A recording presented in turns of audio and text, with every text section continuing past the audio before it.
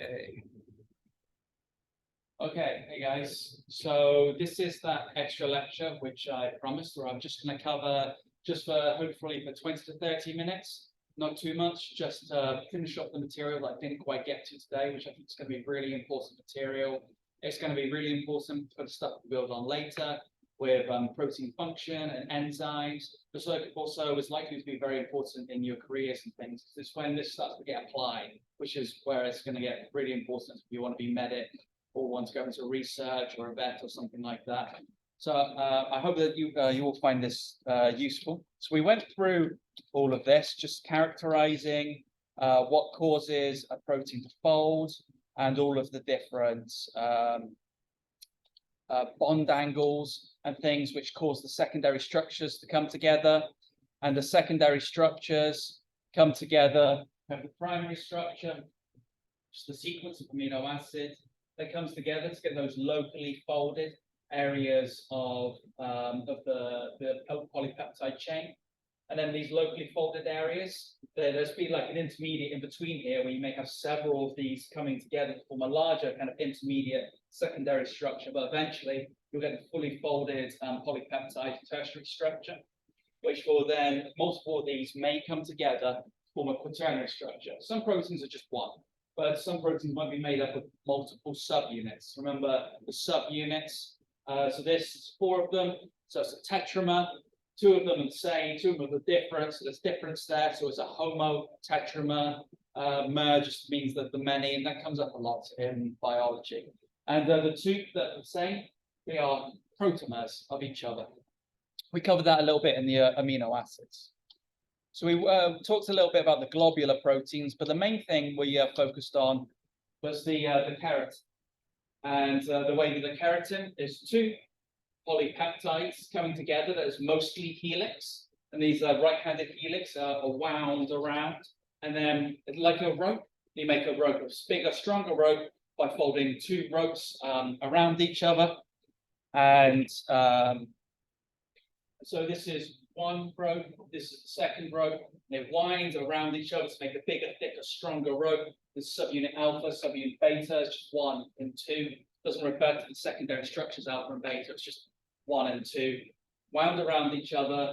Remember that the helixes are right-handed, but these right-handed helix polypeptides, they wind around each other, each of the 2 wind around each other left-handedly and anti-clockwise in order to make a super twisted coil. And you get these little protomers, these kind of fibrils, keratin fibrils, and these filaments, protofilaments, not protomers, but same kind of thing. Mer just means unit, so proto-unit, protofilament. And so this is one of these here, and then these get cross-linked by disulfide bonds.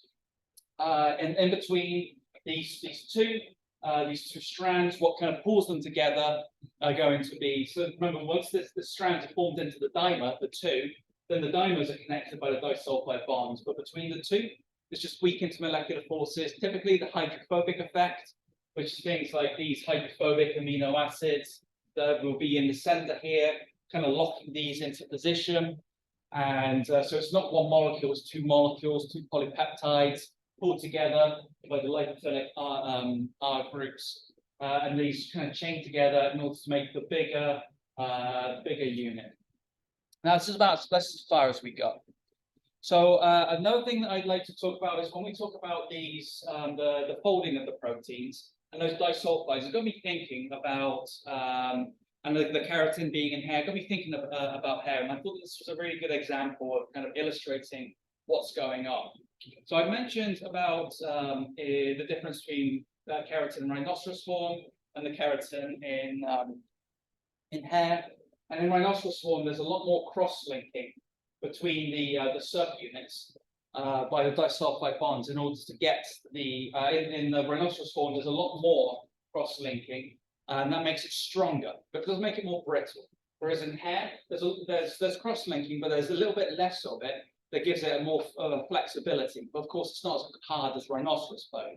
And this presence of these disulfide bonds is something which they're not very common in proteins, but they do happen in proteins and give it a lot of structure. The majority of the protein structure is put together by the weak intermolecular forces, like I was saying, the hydrophobic effect. But there's a certain amount of covalent bonds, especially from disulfides, which is which is important in giving something shape.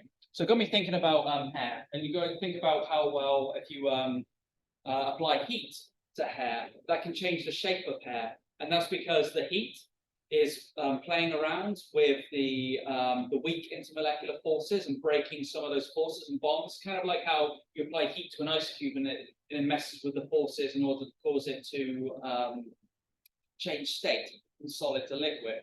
Similar kind of thing with proteins. Remember that native fully folded state? You apply heat, then it starts to play havoc with all of those weak intermolecular forces that are holding the fully formed protein together. And so that may cause it to unwind slightly or change shape. And that's why people use heat to change the shape of their hair. But also another thing that comes up is with perms. And a perm is when you get hair and you chemically treat it in order to change the shape of it, perhaps to introduce or to remove curls, which is quite common. And what you're doing there is you're doing the chemical treatment, you're doing a redox reaction, you're doing reduction and then oxidation, which I think is kind of interesting, kind of cool. So if you think of a strand of hair, and you've got these, this is just, there's a lot of disulfides here, this is just as an example. You've got keratin cross-linking here. This is one fibril, this is another fibril. You've got the disulfide cross-linking between them. This is this disulfide, this bond is what we call oxidized. The sulfur is oxidized here. What you can do is you introduce a reducing agent, in this case, ammonium glycolate. This is a reducing agent. This here reduces. And what it will do is that this oxidized disulfide bond will become reduced. And so now the cross-linking between the keratin fibers that has broken down. And so the hair becomes very malleable and easily changed. And so that will change its shape. So it may have been what makes a hair being curly or straight is actually the positioning of these disulfide bonds, not the amount. The amount would probably put in like strength and rigidity, but it's the positioning. The positioning. So this would be quite a straight hair. And then what you can do is that you can reduce the disulfide bonds, which makes it kind of very malleable and can be changed, open to change. And then perhaps the person would have curlers put in their hair, and then to put the hair into the new shape. And then you would add an oxidizing agent, which would then reset and remake those disulfide bonds, but in a different position. So here, 1 and 1, 2 and 2, 3 and 3, 4 and 4, 5 and 5, 6 and 6. You break them apart with the reducing agent, put it into a new shape, and now in the new shape, 1 is now joined to 2. 3 is joined to 3 still. 4 is now joined to 5, and then you skip 1. 6 with 7. So it all kind of puts things, it changes the positioning of the fibrils. Whereas this might be for straight hair, what you could do is that you can reduce the disulfide bonds, so these aren't linked anymore. Then you can move the positioning of these around and then set them into place by putting in new disulfide bonds, cross-linking the different fibrils. And that can be used to make curled hair straight or straight hair curled, where you have straight hair, you reset it, put it in a new shape, and then cross-link them again, or you can have them in this shape, and you can reduce them and put it into a straight conformation, and then oxidize to reset the disulfide bonds in a straight conformation. So I thought this was kind of interesting and cool as we're talking about keratin and a way of expressing and applying it to a real life example. Now that mostly covers a lot of the protein stuff, and giving some examples of proteins and some getting down to the smaller level. I just want to introduce to you guys like how we know all this stuff. So I showed before a 3D structure of a protein, the 3D shape of it in space. And we're thinking, you may be thinking, well, how do you know that? You have like really good microscopes that can look down and see the protein. And that's not the case. It's actually, we have structural biologists who their whole thing is looking at the 3D shapes of these very, very, very small molecules.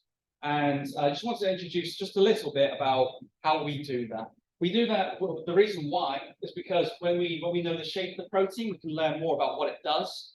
And then we can also maybe develop drugs to target it, or learn a little bit more, like I say, about what it does. And then perhaps it's a protein that causes cancer. We can find out why it causes cancer, to know why it does that. We do that through learning its shape. One of the main ways in which we do this is with X-ray crystallography. For this, you get, you can have like crystals of salt. Or you can also make proteins form into crystals as well. Like if you got like a really, really salty solution, and then you heated it up and then cooled it down, you get crystals of salt. Or if you had a really, really salty solution, you evaporated all the water and you leave behind crystals of salt. Similar kind of thing. You get proteins to form crystals. And once they form crystals, you can shine X-rays at them. And the way in which the X-rays bounce off, you can detect where what caused them to bounce off and where it was. So, for instance, if you go to the hospital, you have an X-ray. They shine that X-ray through your arm, and it can't go through bone. And so you know that where it didn't go through, that means that there was bone there. You can do the same thing with these proteins. You shine an X-ray through it, and you can see that it's scattered and made something shift off to the side. And so you can see where it shifted and see where it came from, and say there was an atom there. And you can do that bit by bit for all of the atoms to find out their orientation in 3D space. Once you've acquired this, this gets published in a thing called, a lot of people publish it in a thing called the PDB. It's just a big data bank where people who've done this research, structural biologists, just dump it into the PDB, and it allows other people to see that data. It's freely accessible, and this is the website, open access. Okay, so what I want to say here is that that 3D structure here, these 3D structures, this is of a different protein. What you can do is that you can lay that flat, and if you can make like a map of it. Kind of like how you got the globe and the globe is round, but you can just make it flat in order to follow it like a map. You can do the same thing with a protein. This is an exam question, so please make sure you learn this. I'll decode this. So this is just where we take all of the 2D representation of a 3D protein. So this is just one long peptide. Starts at the N terminal, ends at the C terminal. You know which one's the start because look at the direction of the arrows. The arrows are going to C and coming from N. So if I was to block out the C and the N, you'd know which one way around they are, because you can see that it runs from N to C, because proteins run from N to C terminal.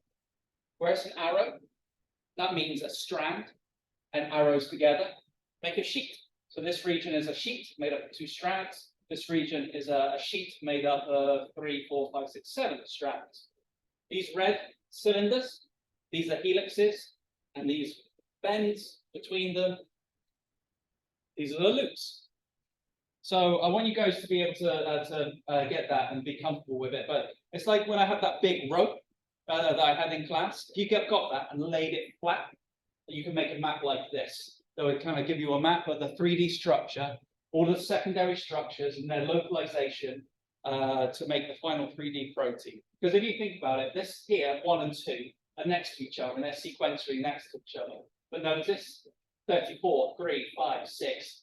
These are not sequentially next to each other. What happens is the protein goes around to 3, 4, 5, 6, 7, 8, 9, 10. Then it does a whole thing, actually 10. And then it comes back again, and it goes out, comes back, and it does something all down here before finally coming back and putting in the last strand that makes up that sheet. So just because, this is a really important concept, just because these are shown as next to each other on here, doesn't mean that they're next to each other sequentially. It just means in the 3D shape, when the protein is folded, it makes something on one side, puts it all together, it goes away somewhere else and does something, and then loops back on itself. That's what you're seeing here. Doing something over here, and it does something over here, and it comes back to finish this off again. which makes more sense when it's 3D shape, but here we're just spreading it out, making a 2D shape. Please learn this, it's very important. Okay, just a quick definition.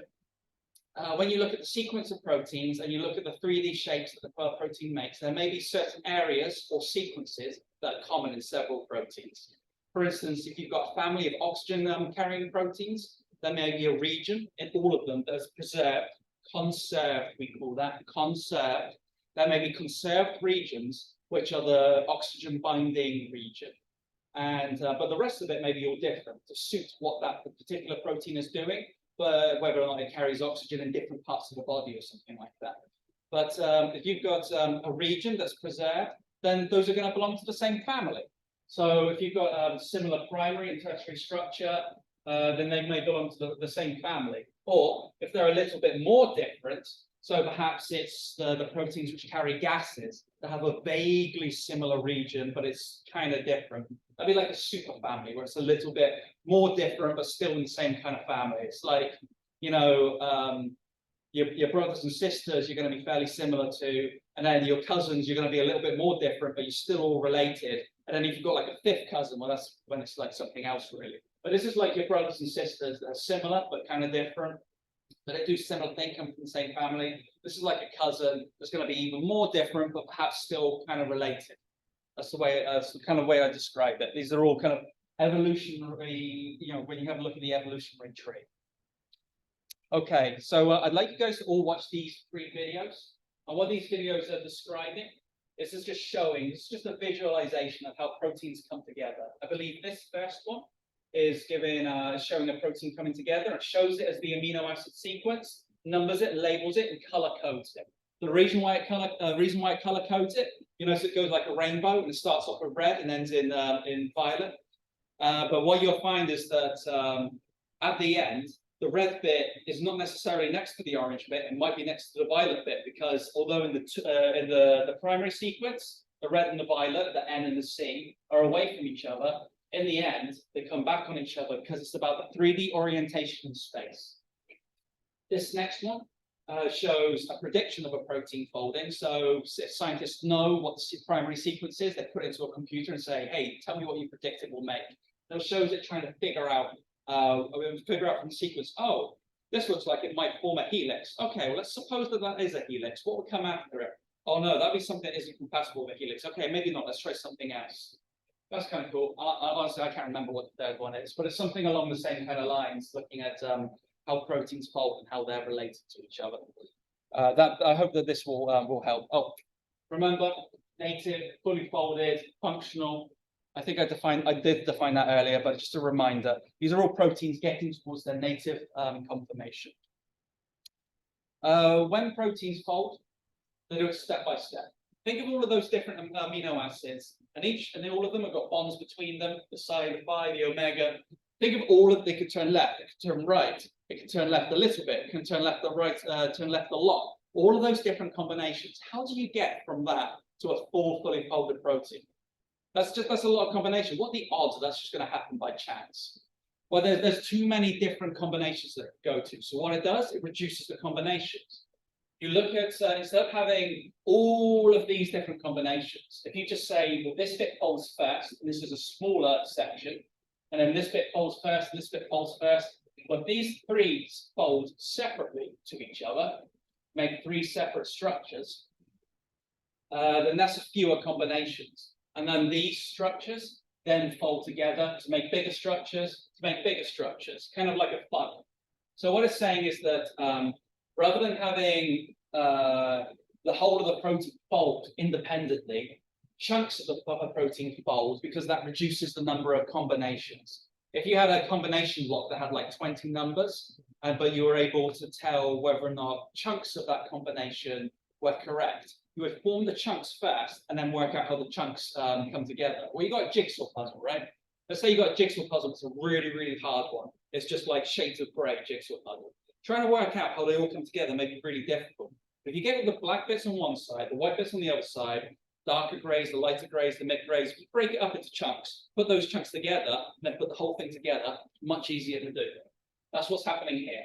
Breaking it up into easier chunks to fold and then those easier chunks come together. Because if it tries to fold together as one great unit, it's just going to make a big mess.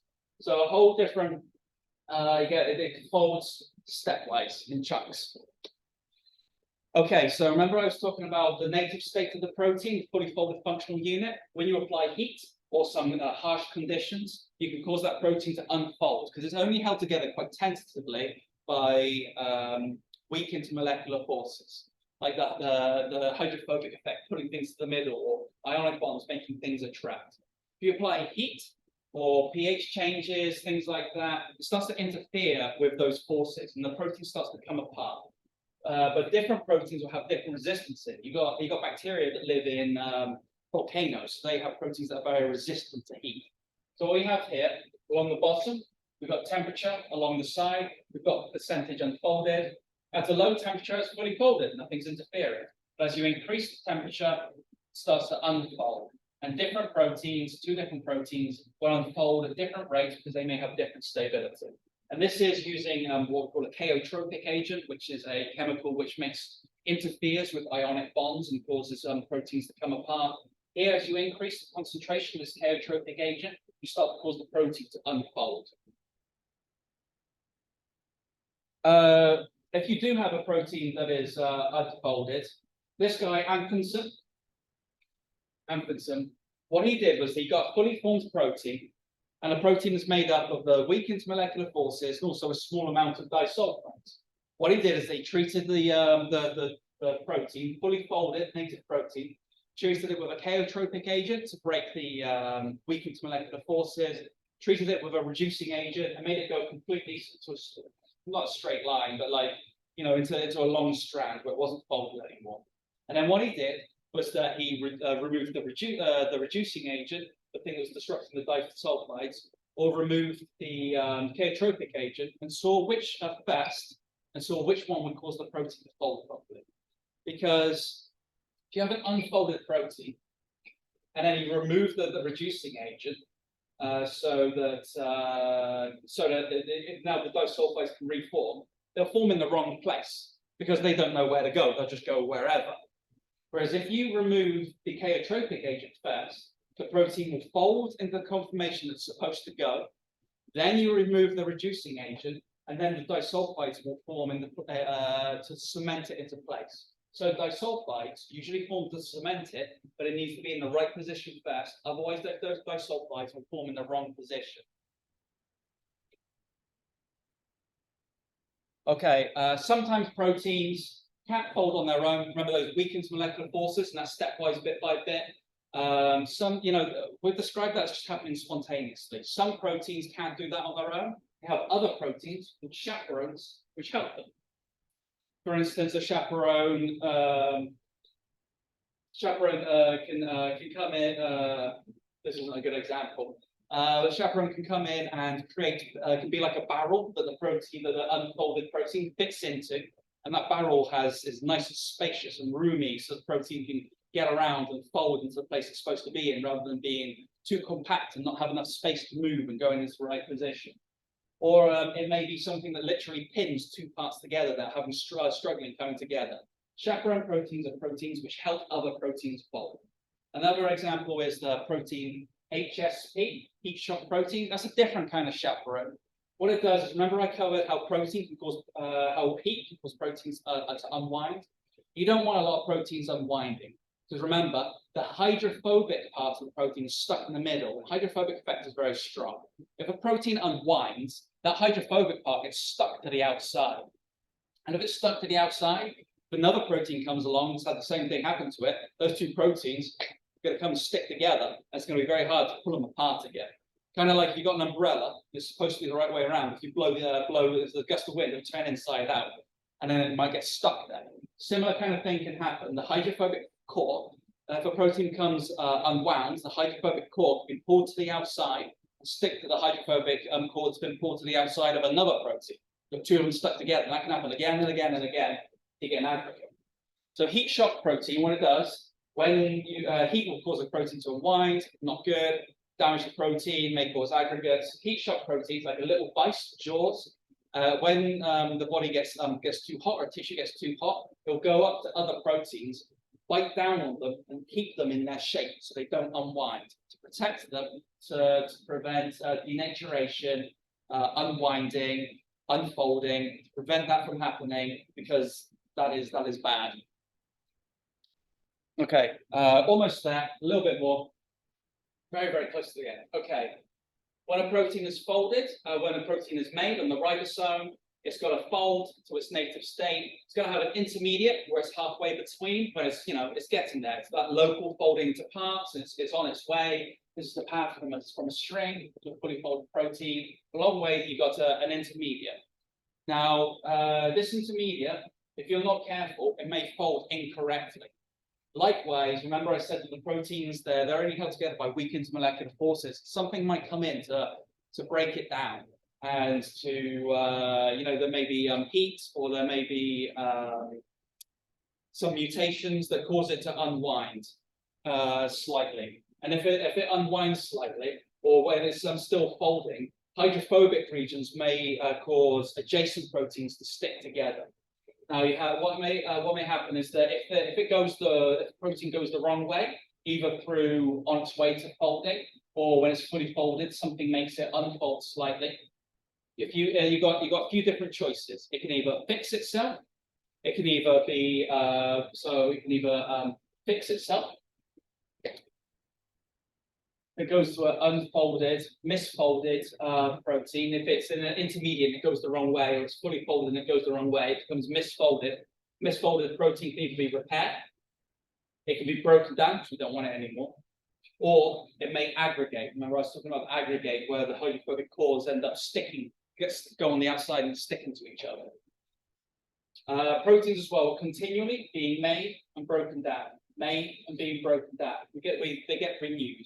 And this level is tried to keep flat and stable. We'll call that proteostasis, the continual making and degrading of proteins. Now, these misfolded proteins and their hydrophobic cores are important. They are what underlie Alzheimer's disease in particular, because what may happen is that if this is a hydrophobic region here, that's supposed to be in the middle, that gets stuck on the outside, they may aggregate, in particular forming fibrils, which I think there's more detail on the next slide. Yeah. Unfolded proteins often have exposed hydrophobic regions. That's the hydrophobic core. These attract with other hydrophobic regions from other proteins, and these can form aggregates, in particular strands of fibrils. I don't think I covered strands of fibrils in this lecture, but that's, you know, something which is made. These are very hard to break down, and they underlie things like diabetes, Alzheimer's, Parkinson's, ALS, variant CJD, which was a big thing in the UK, mad cow disease, and Huntington's disease, a lot of neurodegenerative diseases, such as this, Alzheimer's disease. Here, these little brown dots, these are aggregates of a protein called amyloid, which is a protein that very commonly gets misfolded in Alzheimer's disease. Doesn't fold correctly. The core, the hydrophobic core gets stuck on the outside, sticks to another one, another misfolded amyloid, sticks together, forms some fibrils, and forms plaques. And there's the Alzheimer's plaques. You see here, those are these little brown bits. This is the beginning of Alzheimer's disease. And as it progresses, you see how they've increased. And look how much there is here. Severe Alzheimer's disease, which has the impact of this. Along the top, we have a healthy brain. See these little black regions where there's no brain, they're quite small. Look what it's done here. Look at that. That's the devastation which Alzheimer's disease does. The brain. This one in particular. This is caused by misfolded proteins. It's caused by the amyloid protein. Amyloid protein breaks down into an intermediate, doesn't get repaired properly, and aggregates and forms plaques. Or yeah, into an intermediate, misfolded protein, aggregate. Okay, final thing I'm just going to cover. This is literally like 4 or 5 slides, and that's it. But when we've got proteins, if we have a mixture of proteins, how do we separate them out? So proteins are made up of different amino acids. They've got different 3D shapes. Because of that, they have different properties, the different chemical properties, different physical properties, and we can use those to separate out mixtures. Chromatography is the art of separation. If you've got a green pen, you can separate it out into yellow and blue pen. That's chromatography. You can do the same thing with proteins. We could say, for instance, in the green pen, The yellow ink and the blue ink have got different chemical and physical properties, which means that you can tease them out. Get a piece of paper, put a bit of water, put some green pen on it, put some water on it, and the green ink might really like paper, and the yellow ink might really like paper, and the blue ink might not like paper, so the yellow ink will just stick there, but the blue ink will get pulled out and separate them out, for instance. So chromatography, separation based on size, charge, binding properties, solubility, charge of the protein amino acids, size of the protein and amino acids, binding properties. So for instance, if you've got a receptor that likes hemoglobin, you can use serotonin. You can use serotonin as bait. If you get a column, this is just beads, and you get a mixture of different proteins, and you put some serotonin on these beads, and you flush down that mixture of proteins, the receptor for serotonin might stick to this, whereas the rest of the proteins will go through. Solubility as well is used. Essentially, this column here is beads, which the solution passes through, where those beads will have something treated on them that will stick to certain proteins. This is called the stationary phase, and the buffer or solution, which the proteins are dissolved in, that's called the mobile phase. And the protein properties affect the rate of which the protein in a mobile phase will pass through the stationary phase, separating it out. So C passes through the stationary phase easily. A does not, and so you're able to separate them out. These different fractions. I'd like you guys to learn each of these three. I'm pretty sure this is a question on the exam. Size exclusion chromatography, separate proteins by size. Big proteins go through, little proteins do not. Ion exchange chromatography, separate proteins by charge. Positively charged will go through, negatively charged will not go through, will be retained, or the other way around. Or things that are very positively charged go through fast, but a little bit positively charged will be retained a little bit, and negatively charged will be retained a lot. Things like that, by both positive and negative charge and the degree. So this will be positively charged, very positively, a little bit positively, and negatively charged. Maybe, for instance, passing through a column that is has a particular charge. Affinity chromatography, that's to separate, that's like the bait one I was talking about. Separate due to affinity, desire for another molecule. So it could be an antibody on these beads which picks up the protein, recognizes it, or it could be the protein substrate that it wants to bind to and keeps it on the column. I believe that this is the last slide. It is the last slide. SDS page is a type of size exclusion chromatography. This is a gel, and it's got lots of little fibers in it. And heavy proteins can't pass through the fibers, but light proteins can pass through. And so if I put a protein solution at the top, apply a charge at the bottom, a positive charge at the bottom, the proteins, we make them negatively charged with a SDS, is a drug, as a chemical that makes proteins negatively charged. Put it at the top, positive charge at the bottom, it'll pull it through, and the high molecular weight proteins are retained. The high molecular weight proteins are retained at the top. Say again, the high molecular weight proteins are retained at the top. The low molecular weight proteins, you see molecular weight standards, get pulled through to the bottom. So you're separating out by charge because they don't get retained much by the fibers and they just get pulled by the positive charge. And that covers everything. I'm sorry that was so quick, but I hopefully managed to keep it to about half an hour. If you have any questions, please shoot me an email and I'd be more than happy to talk through it at a slower rate. Thank you for your attention.